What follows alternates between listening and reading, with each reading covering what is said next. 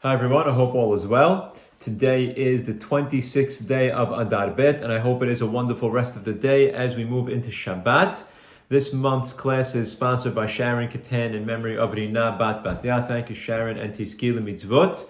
Friday afternoon, we focus on the Parasha. This week, Perashat Shemini, third Parasha in Sefer Vayikra, as well as the last of the four special Parashiyot leading up to the holiday of Pesach, and that is Shabbat HaChodesh, which we will read from Parashat Bo, that discusses the first mitzvah given to the Jewish people as a nation, and that is Rosh Chodesh.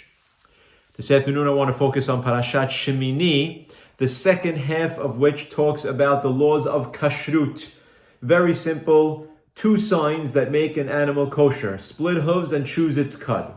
There are four animals that are enumerated that have one of those two signs, rendering them not kosher, despite the fact that they do have one of the two signs. And those are the camel, the hyrax, the rabbit, and the pig.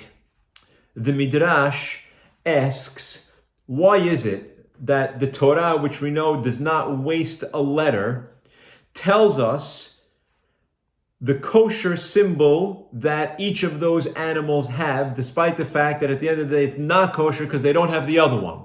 So they might have split hooves, they might chew its cud, but they don't have the other one of the two. Why tell me that? Just say, these four animals are not kosher, even though you might think so. Why tell me it has split hooves, but it's not kosher? It chews its cud, but it's not kosher because. And the Midrash goes on to write that the Torah, even though it does not waste its words, always wants to present things in the positive light. And the message to be learned from the fact that these animals are introduced with their kosher symbol, even though they are not kosher, is we always have to find the positive in every situation. Whatever it may be, instead of looking to focus on the negative, try and find what the positive is of that thing. There's a famous story that is told of two shoe salesmen who are sent overseas to look for business in a new region.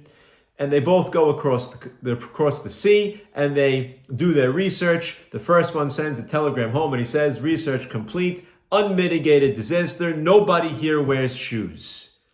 The second guy finishes his research, sends a telegraph home and says, research complete, perfect opportunity, nobody here wears shoes. It's all a matter of perspective. Why are we always focusing on the negative, on what can't work, as opposed to what can work? Instead of telling me why it can't be, figure out why it can be.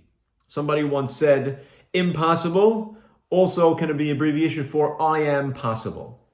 Too often in life, we are focusing on the can't. We're focusing on the no. We're focusing on the why not, instead of focusing on the positive. And it comes out of this week's parasha. Borei Olam didn't need to spend the time telling us the positive thing about these animals. Why would they otherwise be kosher? Just say it's not kosher.